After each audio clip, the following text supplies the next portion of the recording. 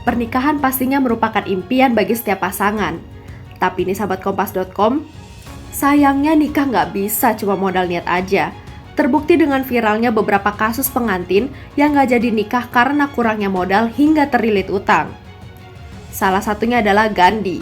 Calon mempelai pria asal Magetan ini diberitakan kabur di hari pernikahan akibat kesulitan membayar biaya pernikahannya. Selain Gandhi, ada DH, calon mempelai pria asal Palembang ini pun bernasib sama. Ia dikabarkan tidak hadir di acara pernikahannya lantaran kecewa karena harus menggadaikan motor miliknya untuk membiayai pernikahan bersama pasangannya. Ironis ya sahabat kompas.com, acara pernikahan yang harusnya jadi hari bahagia namun jadi bencana karena terhalang biaya. Agar tidak terulang kejadian ironis mengenai masalah biaya pernikahan lainnya, yuk kita simak obrolan mengenai biaya pernikahan di Generasi Cuan berikut ini. Halo sahabat kompas.com, selamat datang di program Generasi Cuan sama gue Melis Moren. Hari ini sih sebenarnya gue nggak cuma sendiri ya, tapi harusnya ada temen gue yang satu lagi. Tapi gue lihat belum nyampe nih, gimana nih sahabat kompas.com. Padahal kita udah mau bahas banget. Enak nih main nyelonong nih. Woi. Gue galau. Kenapa? Lu kan tau sendiri, gue kan susah nyari pacar kan. Sekalinya punya pacar, mau nikah. Ortunya nggak setuju. Kenapa kalau boleh nggak tahu nih? Kalau gua nggak ngasih tahu ya? Iya. Gue tuh jadi kayak udah ngelamar nih. Cuman nggak setuju karena gue tuh nggak punya dana pernikahan. Emang lu udah berapa lama jadian sama orang tuanya? Bukan ya? Sama adiknya sih kebetulan. Patas kagak dibolehin lu. Iya makanya kan masih udah berapa lama lu? Udah lama deh, 2 hari kalau nggak salah. Oh, cukup lama untuk merancang pernikahan. tapi gitu jadinya gue tuh galau banget gitu kayak gue ditanyain kayak dana pernikahan gue belum siap. Terus financial plan untuk kedepannya kan nanti kan namanya hubungan rumah tangga pasti kan butuh financial kan. Gue juga nggak nyiapin. Lu lagi sih mantep banget, lu belum ada apa-apa udah mau nikah lu, gue liat. Makanya gue bete banget, lu mungkin ada solusi nggak sih buat gue gitu? Yang baru jadian tapi udah kebelet banget nikah, emang kenapa sih lu pengen banget nikah cepet-cepet? Karena gini, gue ngeliat di Instagram temen gue pada nikah, di FYP TikTok pada nikah, pokoknya di semua sosial media pada nikah. Kan gue juga pengen ikutan gitu loh. Cuman karena pengen ikutan? Iya. Ya pantas saya kagak dibolehin. Nah nih sahabat kompas.com jangan ditiru ya yang kayak udah gini-gini nih. Emang kalau misalnya lu kalau udah mau nikah tuh harus disiapin dulu dari awal duitnya segala macem. Tapi kalau gue sih nggak mau nasihatin ya karena gue juga belum ngerti-ngerti amat nih daripada ntar lu makin tersesat ya. Nah terus solusinya gimana dong? Nah ini sabar. Kita tunggu sampai episode selanjutnya gimana? Enggak ya. Nah sahabat kompas.com, daripada kita tersesat kayak Auda ini baru jadian 2 hari udah mau nikah ya lu. Kita panggil Kak Randi selaku personal financial planner buat ngarahin kita supaya nggak sama-sama tersesat nih buat dana pernikahan. Halo Kak, apa kabar? Halo juga Mami, kabar baik alhamdulillah. Sehat ya? Oh ya sahabat kompas.com, ini ada Auday buat join sama kita pada hari ini dan juga Kak Randi nih buat ngobrol-ngobrol soal dana pernikahan. Gimana nih Kak? Tadi denger Auday 2 hari baru pacaran udah mau nikah aja Iya, soalnya aku tuh orangnya tuh suka gerasa-gerusu gitu loh Kak. Kayak jadi nggak nyiapin dana pernikahan, financial plan untuk kedepannya gitu loh. Jadi aku tuh jadi kelabakan sendiri gitu. Nah gimana nih Kak Randi ngeliat siapa namanya? Sorry. Gue emang dilupain emang. Ngeliat Auday. Gue emang suka Yang dilupain. baru pacaran 2 hari mau langsung nikah aja nih. Gimana nih ngeliat ya? Oke, kalau aku sih ngelihatnya itu benar-benar gerasa gerusuknya tuh definisi ekstrim ya. 2 hari pacaran langsung mau nikah. Emang sih paling mantep sebenarnya apa sih Kak Randi yang harus kita persiapin nih buat nikah dan gimana sih cara ngatur budgetnya supaya nikahnya tuh hemat gitu loh, nggak boros-boros banget gitu. Oke. Sebetulnya kalau nikah itu kan ada 3 pihak ya yang terlibat ya. Kita sama pasangan pertama, terus keluarga kita. Kemudian yang ketiga keluarga pasangan kita. Jadi sebetulnya di awal tuh perlu disepakatin dulu nih antara 3 pihak ini. Acaranya nantinya mau ada berapa banyak. Kemudian konsepnya kayak gimana. Total biaya mau dikeluarin tuh nantinya berapa. Termasuk pembagiannya juga nantinya gimana. Supaya fair dari awal dan pada waktu persiapannya tuh jelas. Siapa harus keluarin apa, siapa harus keluarin apa. Nah enaknya adalah kalau udah ada pembagian kayak gitu, kayak case aku dulu waktu mau nikah 2019 kemarin. Kebetulan waktu itu kita sepakat hanya ada 1 acara resepsi. Di saat mungkin ada pernikahan lain yang nyiapin itu sampai ada unduh mantunya segala, gitu-gitu ya. Lengkap lah intinya ya. Lengkap, terus ada yang acara adatnya sebelum pernikahan. Kalau aku sih kebetulan waktu itu cuma satu acara aja untuk acara resepsinya. Dan disepakatin pembagiannya itu berdasarkan total jumlah tamu undangan. Misalnya contoh, kita rencana mau ngundang total 300 tamu gitu misalnya. Dari 300 tamu itu aku sepakatin dulu nih, aku mau undang berapa sama calon istriku. Kalau misalnya kita mau ngundang contoh 150 tamu, ya udah kira-kira kita kontribusi 50% dari total biaya pernikahannya. Jadi sesuai jumlah undangan yang kita mau pakai. Kita pribadi berapa, keluarga kita berapa, keluarga pasangan kita berapa. Kalau aku sih kayak gitu ya dulu ya. Nah kalau lu mau ngundang berapa rencananya tuh? 2.000 gitu kalau misalnya 2.000. ngalahin konser-konser gitu. Enggak, tapi aku paling kalau misalnya dalam waktu dekat ini aku tuh ada rencana pengen nikah, tapi ngundangnya tuh kayak cuma keluarga deket doang, sama teman-teman deket aja karena emang menghemat budget juga kan. Udah hemat aja masih kagak diizinin lu ya? Jatuhnya lebih ke nggak punya sih. Anyway, Kak Radi mau minum apa nih? Kebetulan kita cuma ada air putih. Oke, ya udah air putih aja. Tenang nih, karena dia kan capek. Iya, kasih air putihnya, Day. Iya. Ini air putih bukan sembarang air putih. Cakep. Bisa menghilangkan aus. Oke. Udah itu aja. Oke. Kelebihannya itu aja. Air matang. Oke. Gak usah muluk-muluk dah ya. Iya. Emang sederhana banget kalau mau Day. Lo ada pertanyaan apa lagi nih? Ini gini nih, kalau misalnya aku kan tadi kan udah ngomong juga fair awal gitu. Terus juga tadi kan ada beberapa pihak ya. Ya. Pihak aku dan calon. Terus juga keluarga aku dan juga calon mertua lah ibaratnya ya.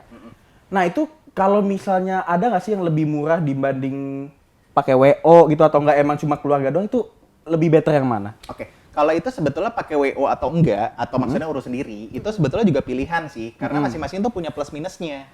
Kalau pakai WO plus minusnya ada, urus sendiri juga plus minusnya ada. Mungkin kalau pengalamanku pribadi ya, kalau pakai WO itu tuh ibaratnya kita punya tim profesional yang ngebantuin ngurusin acara hari H kita. Oke. Apalagi kalau misalnya kita pakai wedding planner juga. Oke. Wedding planner tuh bantu kita, ibaratnya kita jadi punya dedicated personal assistant yang ngebantu ngurusin dari persiapan sampai dengan hari H. Sehingga ibaratnya yang mau nikah ini tuh bisa ngebuat lebih ringkes gitu persiapannya sama hal-hal yang mesti dipikirin. Kelebihannya itu, sedangkan minusnya adalah kita jadi perlu allocate budget khusus buat bayar si WO sama WP-nya ini. Sedangkan kalau urus sendiri, berarti budget itu kan jadi nggak ada.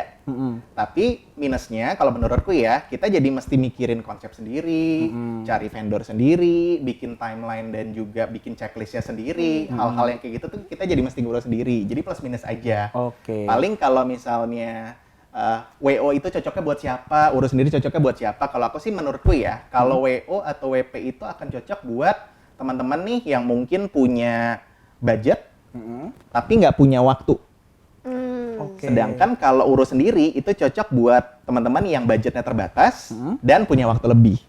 Tinggal dipilih aja tuh mana yang paling sesuai sama kondisi saat ini. Tapi misalnya kalau dia pakai WO juga, tapi ternyata dia tuh juga punya keluarga orang dalam yang orang catering, terus orang itu jadinya enak nggak sih kalau misalnya untuk ngatur-ngaturnya gitu? Kalau itu tergantung sih, karena kan WO sendiri biasanya nanya kita punya preferensi vendor atau enggak. Kalau ternyata di keluarga udah ada nih vendor catering langganan keluarga dan enak juga, ya udah itu bisa direkomendasiin ke WO-nya biar pakai mereka aja cateringnya. Menghindari konflik lah kayak gitu kan. Ada ya? Waktu ada gak? Hah? Waktu ada gak? Ada banyak, cuman banyak yang kebuang. Lebih ke situ sih. Tapi aku ada pertanyaan lagi nih yang menarik nih kan. Kalau tadi kan ngomongin soal pernikahannya. Ya. Nah, kalau udah pasca pernikahan pasti kan kita kan yang namanya pasangan suami istri kan butuh yang namanya financial planner lah ini ibaratnya. Nah, ada nggak sih kayak investasi yang pas gitu buat pasangan baru? Oke. Paling enak sih sebetulnya buat pasangan baru ya, kan awalnya punya keuangan masing-masing nih. Oke. Contoh misalnya Auda mau nikah sama Mei gitu kan, awalnya kan masing-masing. Pantas ya ditolak ya. Bapaknya galak.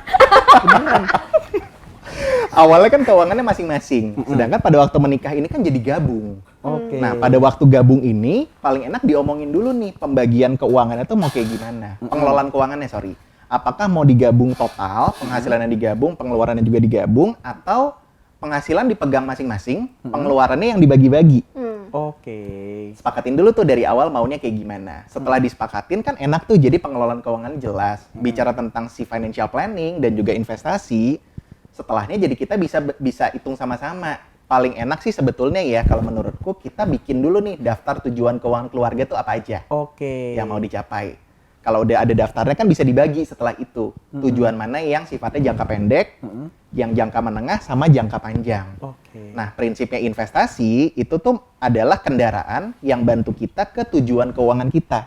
Oke. Sehingga perlu disesuaikan nih kendaraannya sama si tujuan keuangannya itu cocok atau enggak. Oke. Prinsipnya sih kalau buat pertanyaan Auda tadi ya, kalau tujuan jangka pendek yang kurang dari 2 tahun, itu sebaiknya kita pilih instrumen investasi yang low risk aja, yang resikonya itu rendah. Misalnya kayak tabungan berjangka, deposito, terus reksadana pasar uang, yang gitu-gitu deh. Oke. Jadi kita nggak usah ngarep cuan terlalu banyak, yang penting aman. Oke. Kalau jangka pendek tuh kayak gitu prinsipnya. Kalau jangka menengah, kita boleh lebih agresif nih, tapi jangan terlalu agresif juga. Jadi pilih yang moderat-moderat aja. Untuk tujuan menengah yang 2-5 tahun kira-kira periodenya. Oke. Nah, ini pilihannya bisa reksadana pendapatan tetap, bisa reksadana campuran, bisa juga obligasi, bisa juga emas. Oke. Sedangkan kalau yang jangka panjang untuk tujuan yang lebih dari 5 tahun, ini boleh nih yang lebih agresif. Contoh misalnya saham, reksadana saham tuh bisa jadi opsi untuk yang jangka panjang. Oh, gitu. So paling enak kita sesuaikan aja tujuan keuangannya apa, pilihan investasinya itu menyesuaikan ke si tujuannya ini. Kira-kira gitu. Oke, dari Kak Rani sendiri selaku financial planner, ada gak sih estimasi harga pernikahan yang worth it gitu buat anak muda gitu loh? Oke, kalau harga pernikahan ini tergantung jumlah tamu ya. Oke. Mau yang 2.000 kayak Auda gitu sama yang 300 pastinya beda budgetnya. Masuk ke kondangan lu bayar tiket ya? Pakai HTM gitu ya. Gak ya, belinya di On the spot. Aku nggak mau nyebut, takut. ya itu pasti beda sih. Dan aku dapat insight dari wedding plannerku juga. Dia memang punya paket-paketnya juga nih untuk nikahan 300 orang, nikahan 1.000 orang sama nikahan 2.000 orang tuh beda semua. Jadi paling penting kita lihat juga sih kondisi kitanya nih. Kita siap keluarin uang berapa buat biaya pernikahan kita. Dari uang kita siap keluarin itulah baru dilihat ini memungkinkan untuk undang berapa tamu. Oh, ini ada yang mau nanya nih dari temen kru kita. Halo Mas Randy. Iya, halo. Kamera boleh kali satu. Kalau kelamaan pakai kamera handphone juga aja. Lu eksploitasi namanya. Mau nanya dok, boleh gak sih kalau nikah, kan aku pengen banget nikah, tapi lo gak ada duitnya, boleh gak sih kalau pakai pinjol atau pay letter gitu? Oke. Tapi kan nanti digantinya dari uang pandangan, jadi kalau pandangan 200 gitu. Boleh gak sih kalau gitu? Oke, sebetulnya gini sih, kalau ditanya boleh atau enggak ya boleh-boleh aja. Toh yang mau nikah kan kamu sendiri gitu kan. Yang paling penting sebetulnya udah ada hitungannya gimana bayarnya. Sebaiknya bayarnya tuh memang dari uang yang memang dipunya. Contoh dari penghasilan bulanan mau dicicil itu boleh-boleh aja. Kalau ngarepin dari uang angpau ya kita kan nggak tahu nilai uang angpaunya nanti berapa ya. Iya. Jadi sebaiknya sih kalau ngandelin dari uang angpau dihindarin. Jadi anggap aja itu uang angpau tuh bener-bener bonus aja. Oke. Tapi kalau mau minjem dulu atau pakai kartu kredit dulu atau pakai pay letter dulu, terus nanti dibayar pakai cicilan bulanan ya nggak apa-apa. Nggak apa-apa ya? Nggak apa-apa Yaudah sebetulnya. yuk, udah nikah. Yuk. Oke. Habis maghrib. Habis maghrib. Ya kalau sore lagi ada bola tuh.